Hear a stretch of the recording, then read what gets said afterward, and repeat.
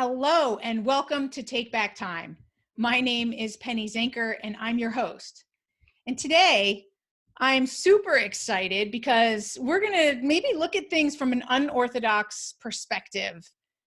Today we are going to, hold on, I'm going to restart that.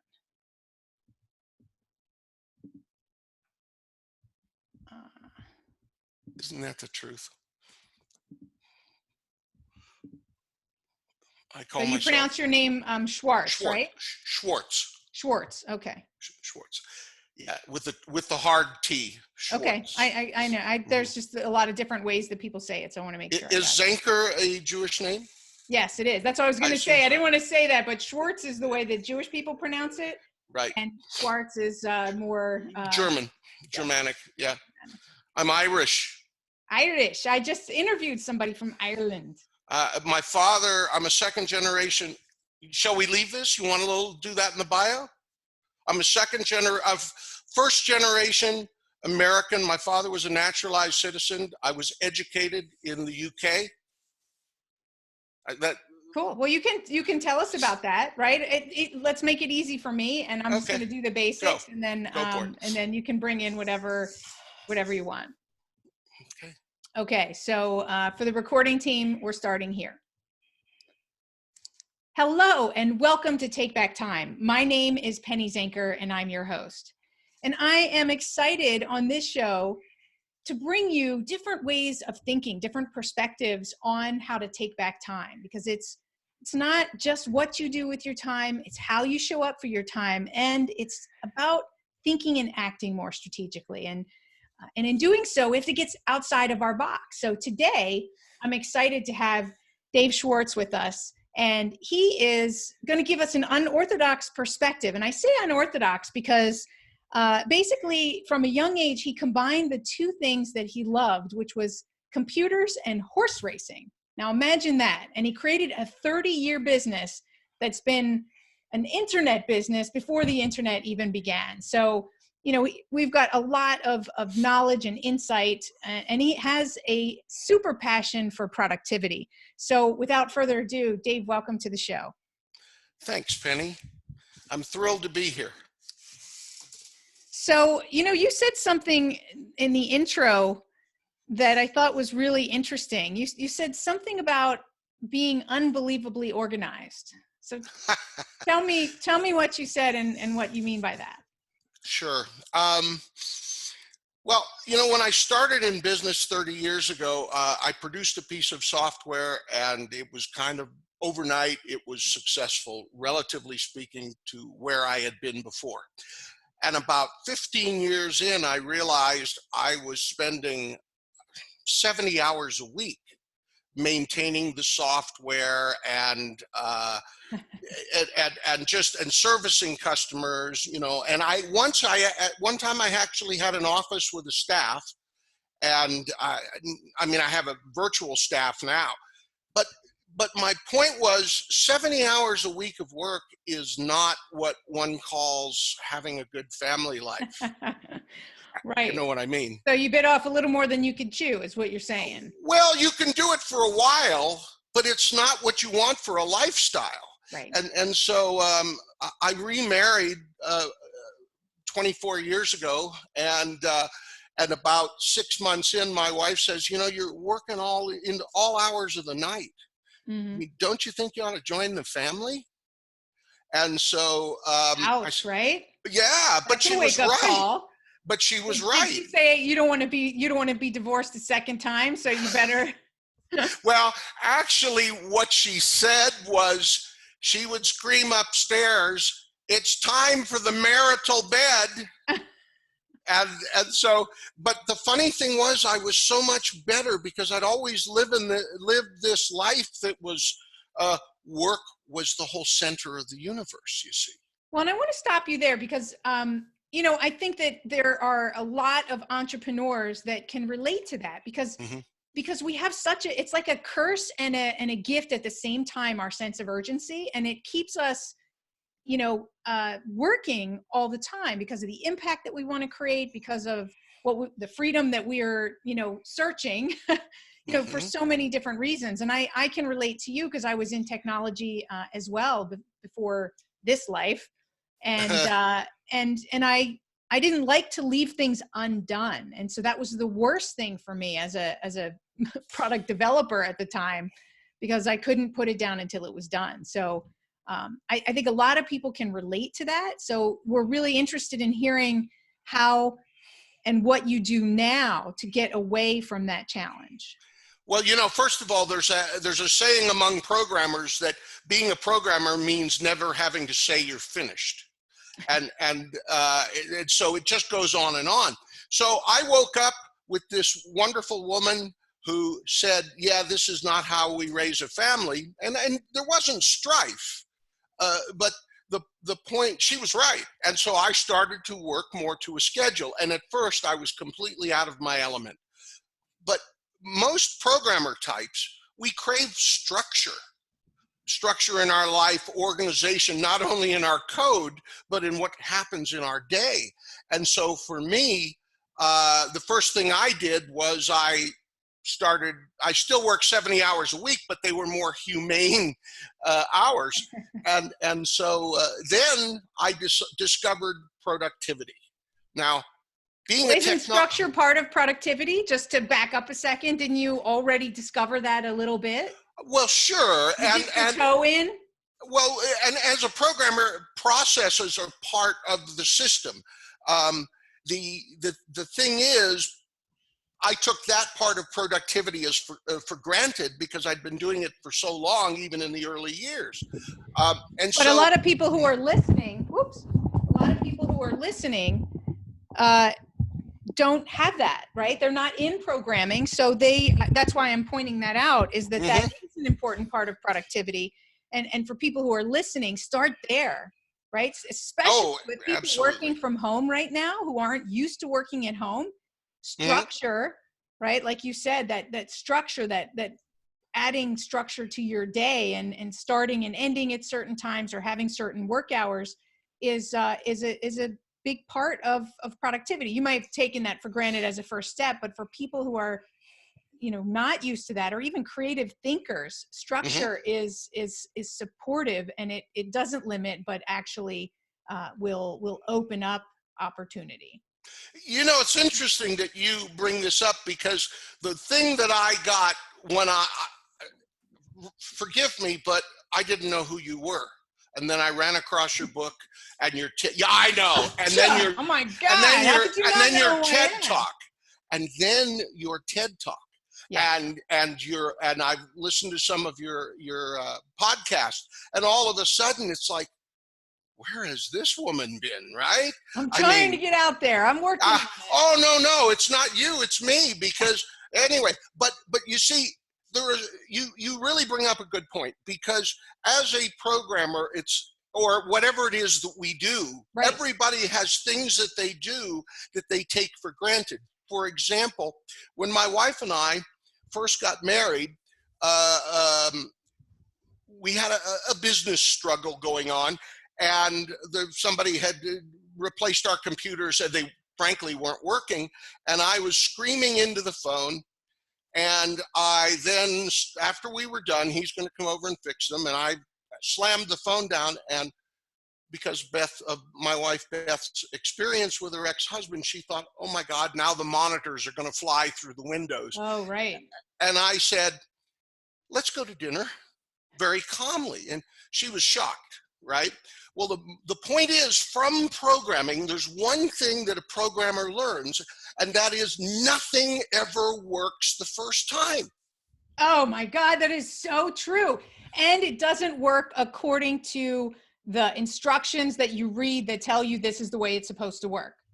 That's right. And so, by the way, my hero, for those of you, pardon me, old enough to remember, is Wile E. Coyote. The guy who's always chasing the roadrunner, yeah, right? Because he should be the patron saint of programmers, because nothing ever works, but he never stops trying. The That's difference a great is analogy. I love it. That. Yeah, he sits on my desk. I'll have to send you a picture of Wiley. Absolutely. So I started to deconstruct productivity. And I did it, first of all, and like you said, until this moment, I never realized structure was a given to me until that's the impact of people, that when you're exposed to people who know what they're talking about, and suddenly you say, oh yeah, I got that, right? Right. Okay, so the most important thing is if you're working 70 hours a week, you don't have a business, you have a job. Absolutely. And so And a now, bad boss, I might add. yes, yes. And now I love my life. I mean, I work, a big week for me would be 25 hours. And I've got a set of, boy, I'm just going to run through a bunch of things. I hope today we're going to talk about how to change, biggest changes. I mean, we've all read, if you're a productivity person, I'm assuming people have read your book. They've read, the one that gets quoted to me a lot is Getting Things Done. Right. Right? Oh, it's a great book. It puts things in perspective and you feel really good, like you're relieved, but it doesn't solve the problem of getting things done. It just lets you feel better. And It so solves an organizational, it creates an organization, a process. a structure, exactly. That's the way I see it. And so there's several things that I think are really important. And the most important of all of them is you got to kill perfection. Absolutely. Well, that's why in my book, I talk about the productivity curve, and I talk about outside of the zone is perfectionism and procrastination. So absolutely perfection. And I, so how do you do that? How did you do that? Well, I was pathological about it. Okay. I mean, I'm the guy that, first of all, I'm a visual person. I have to have something, a printed version of what today looks like. Okay. But isn't that a little bit of perfection, just to, yes. like, if you've got to have an exact layout of what your day looks like, what, that set you up for if it doesn't look like that. I'm just, we're just. Oh, you're right. And that's why I don't plan. I do appointments, of course, but I have things that need to get done. It's on my whiteboard right in front of me. But here's the key thing. I forced myself to deal with an intentional misspelling of the day of the week on the page that I printed. You have no idea. So you print Monday incorrectly just so that you give yourself permission not to be perfect. Is that what you're saying? Oh, and it tortured me. I literally thought I was OCD. Oh, that's funny, because that's fantastic. Because I would like to say that I purposely misspell things in my emails just so that I can accept my imperfection and everyone else can accept my imperfection. Yeah, try to sell that though, right? I'm trying. I'm still trying, but I still get. Okay, so killing perfection. All right. First of all, I'm sure the audience, if you're old enough, you know who a guy named Dan Kennedy is. And Dan Kennedy, I mean, I know Dan Kennedy's stuff so well, I can channel him, okay, when I need to in a whiteboard session. So he said at some point something like, you have to get happy, you have to be happy with 83% of perfect. I believe that's what he said, 83%. And he said, if somebody else is doing it for you, you need to be happy with 70%, which gradually improves up to about 80% as they learn what you want and what you demand. Okay, so I glommed on to something really interesting. Imagine that you're somebody who says, I'm going to the gym this week. I'm going to go 6 days a week to the gym. And at the end of the week, you found that you went 5 days. Do you know how many people would say this week was a failure? Or they'd go Monday, Tuesday, miss Wednesday, and they say, well, that's it, I've blown it. Right.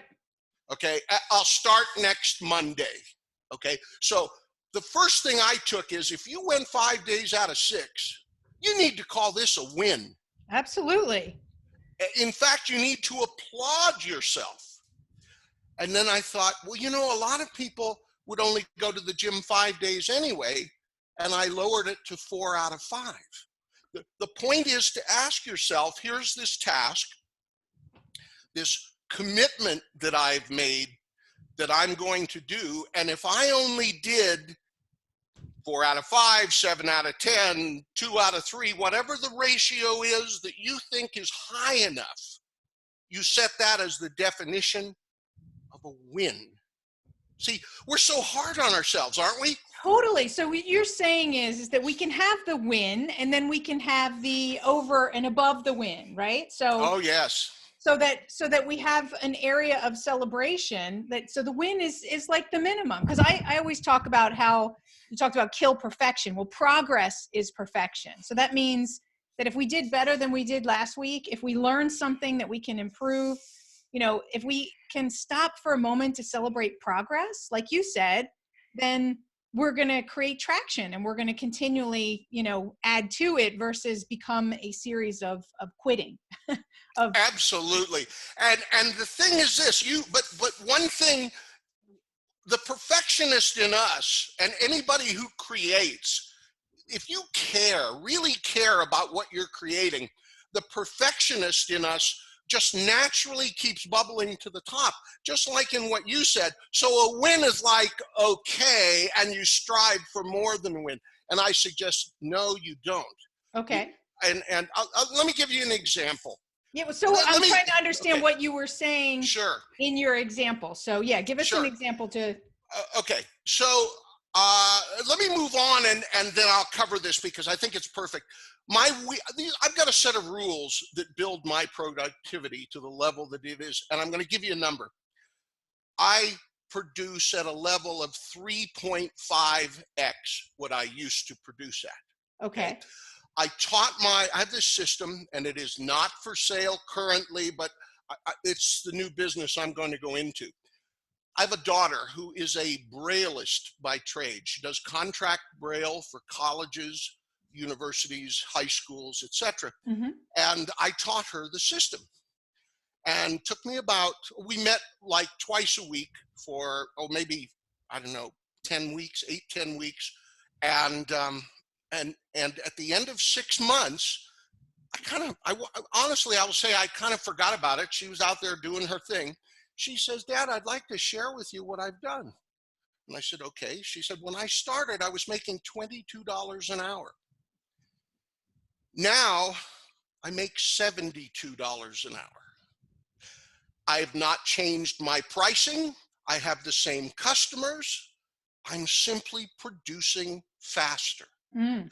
Now that's real productivity. It's Absolutely. Not just, and so that's what I'm trying to accomplish. And so I'd like to, I have a tendency to take over things because I'm structured. So I realize. Okay, so let's talk. You want to talk about your rules, Dave's rules? Yeah. Okay. First rule, and these are just the important ones. All right. Week is Monday through Friday. Never schedule work on the weekends.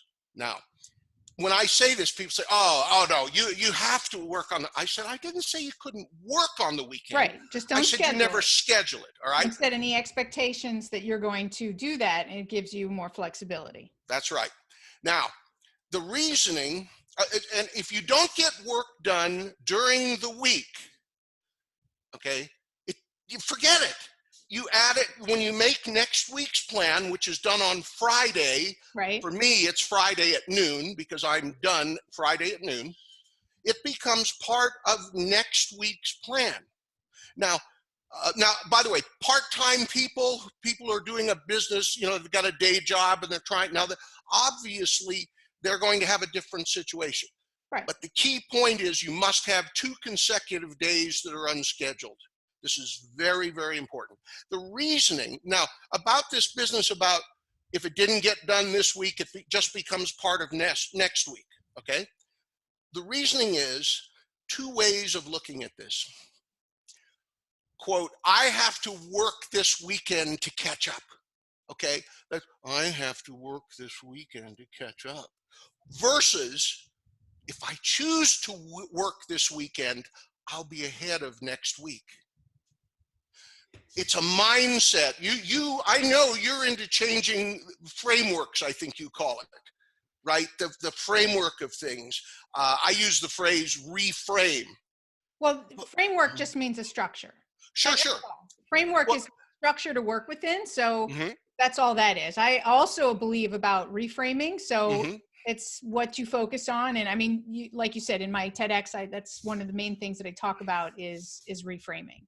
Right. And so reframing is so important. Ask yourself this, which would you rather look at the coming weekend with? Would you rather say, well, I've got so much work to do this weekend, or if I choose to work this weekend, then I'm going to be ahead of next week, right? One Okay. is extra credit and the other one feels like a penalty. Absolutely. Absolutely. So I'm in total agreement that you should have that time to decide.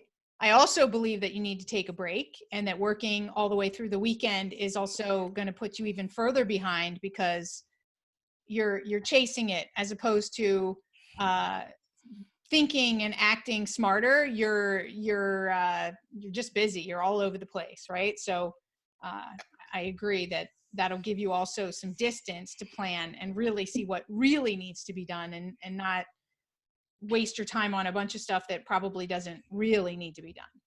Right, right. And okay, so there's that. Um, the other thing that comes from this, like for example, once you train yourself at this, I don't work every weekend, but usually by Sunday afternoon, I'm so hungry to get a jump start. Right now, like I said, my target is 20 hours a week. That's about what I want to work. Okay. Never do I schedule more than 4 hours of work. Now, remember, I'm talking productive work. Yep. Okay. Um, I never schedule more. The absolute maximum would be 6 hours in a day. And I do it in terms of time blocks.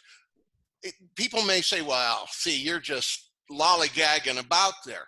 Last week on Monday, I started my 33rd book. It went to the printer on Friday.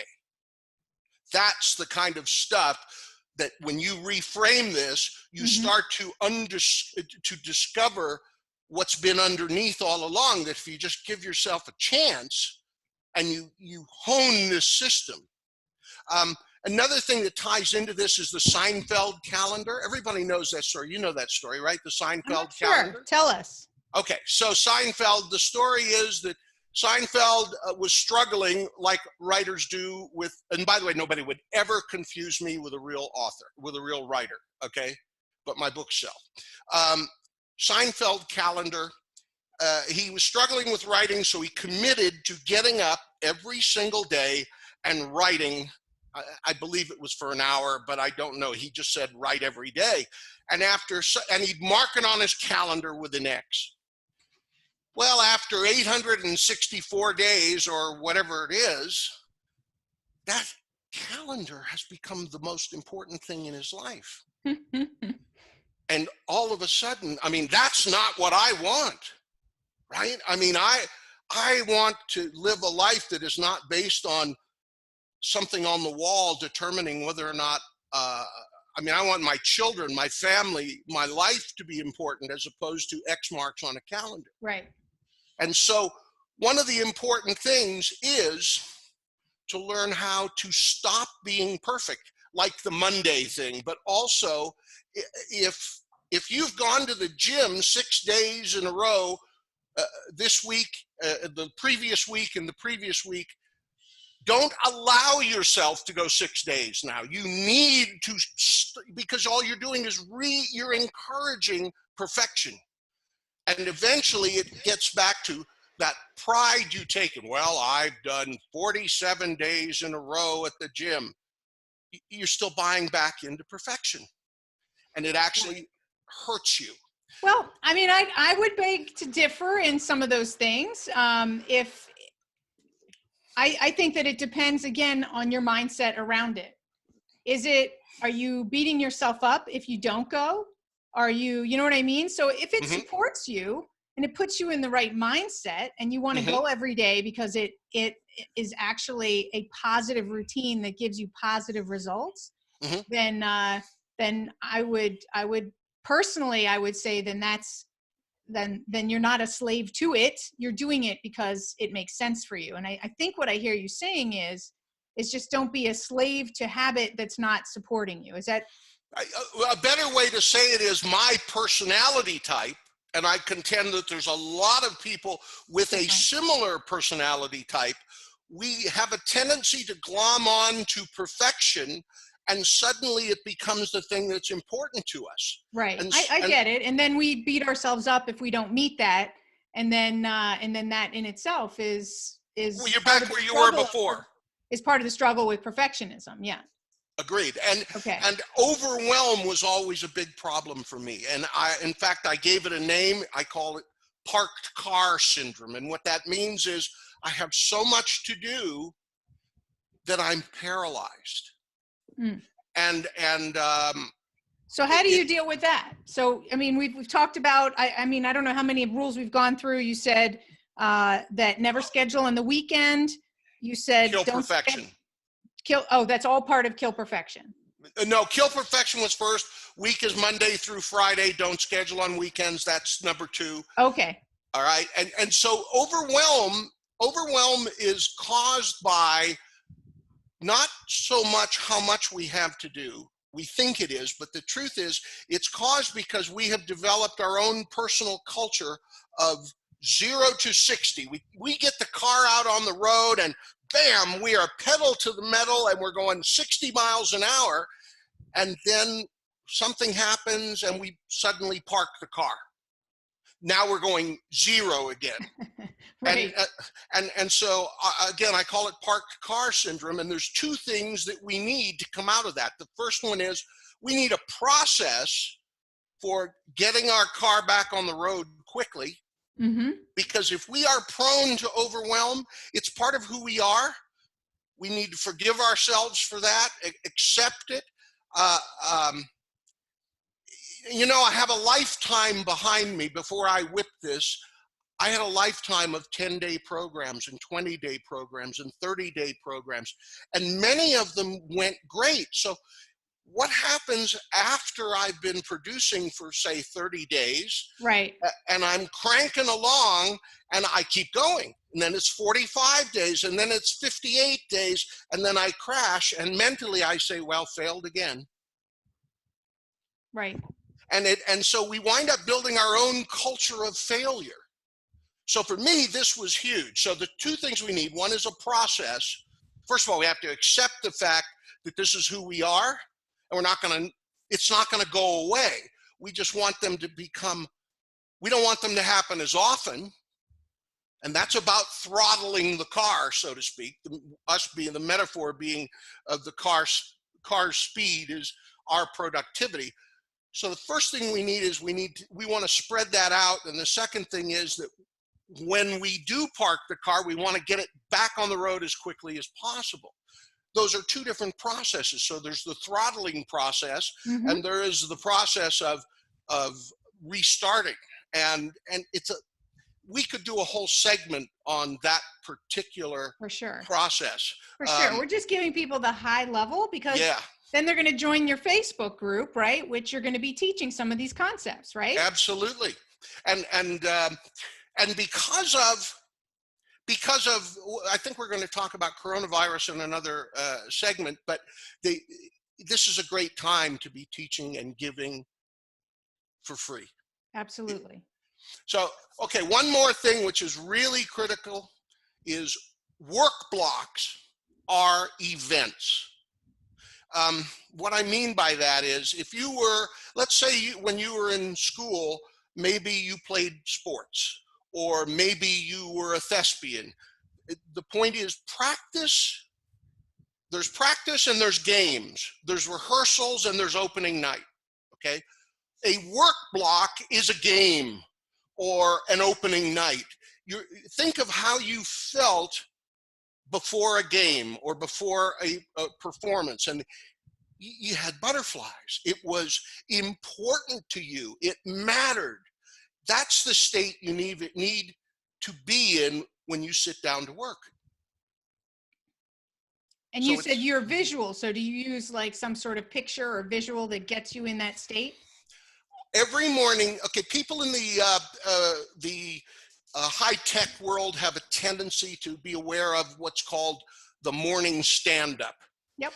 And in a morning, for those of people who don't know, um, in a morning stand-up, the leader of the company or the organization or the group Team or or whatever, whatever. yes, stands up, and basically I actually did a couple of consulting gigs where the entire company would be present in an auditorium, and it was important that everybody was standing. Yeah. And one by one, they would simply, the boss would simply go to each of the department heads, and it was like, first of all, what is the status of what you're doing? Is it green, a green light, a yellow light, or a red light? And give me a sentence or two to tell me where you stand. And 15, 20 minutes, you've gone through the whole day, the status of the whole company. So on my whiteboard in front of me, it literally says Monday stand up. Monday is misspelled. And it says Penny podcast with two blocks next to it. That's an hour. And building content for 1,000 true fans. And that's 6 blocks. That's my day today. Right. Now, it's not usually quite that simple. Usually it's a little more specific, but that stares me in the face. And so those are events. And when I sit down to work on when I'm talking to you here, my phone's not ringing. And if it did ring, I wouldn't answer. In fact, it's draped with a cloth so that I can't see who's calling. So I don't look over there and say, I wonder who that is, because that breaks my focus. Right. So Pomodoros, by the way, are a wonderful thing, but everything needs to be tweaked. Well, it's a technique, right? It's really where time blocking, at least to my knowledge, started, was this Pomodoro technique that was 25-minute segments to stay focused and then to take a break, and in the midst to be tracking distractions. So anybody can take a look at that. That's the Pomodoro technique, and you can make it 25 minutes, 45 minutes. But the key of what you're saying is to plan out your time and to block and schedule what you're going to be doing with that time. What's to schedule, Stephen Covey, I think it was, to say, schedule your priorities. This helps you. It's a method to schedule your priorities. Right. Absolutely. So we're coming to the top of our time together. So is there anything else that you want to share with, or do you want to summarize those rules for the group before we sign off? Yeah, I think I'll go back over those very quickly. The key point is you need some time off, scheduled time off, the Monday through Friday thing. One other thing, very, very important. If you're doing this part-time, and let's say you want to start this business and you're trying to get it going, and you figure you got 12 hours, 12 good hours I can put in a week. That's great. Never schedule more than half. And the whole idea is, what we're doing is creating an environment that will lead you to feel successful.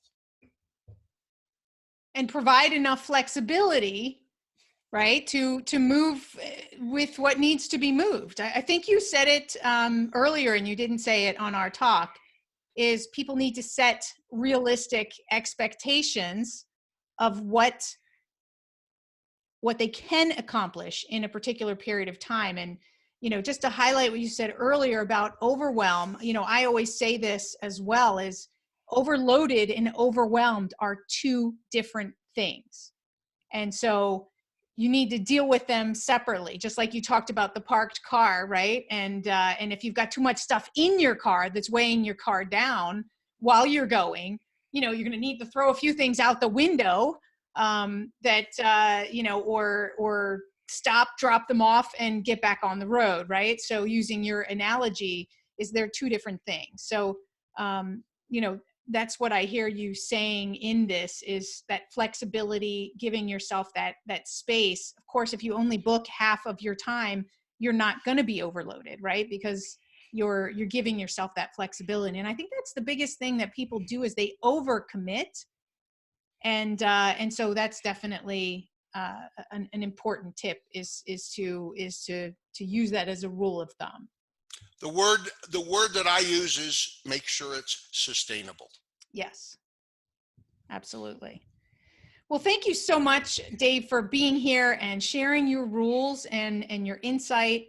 And, again, we're going to be posting in the show notes where you can join Dave for his 1,000 True Fans, his Facebook group, where he's going to be sharing some of these principles and more for free, so to support you in your business. So thank you, Dave, for being here. Oh, thank you for having me. This was very exciting for me. That's great. And thank you all for being here. And I know that there's a nugget or two that you've taken away that's going to make a difference for you. And that's all that matters, right? You don't need to take away 10 from each show every week. If you take one nugget and you put it into practice, right, week after week, and you put them into practice, that's huge. So whatever you took from today is what you needed. So thanks for being here. My name is Penny Zenker, and this is Take Back Time. We'll see you in the next episode.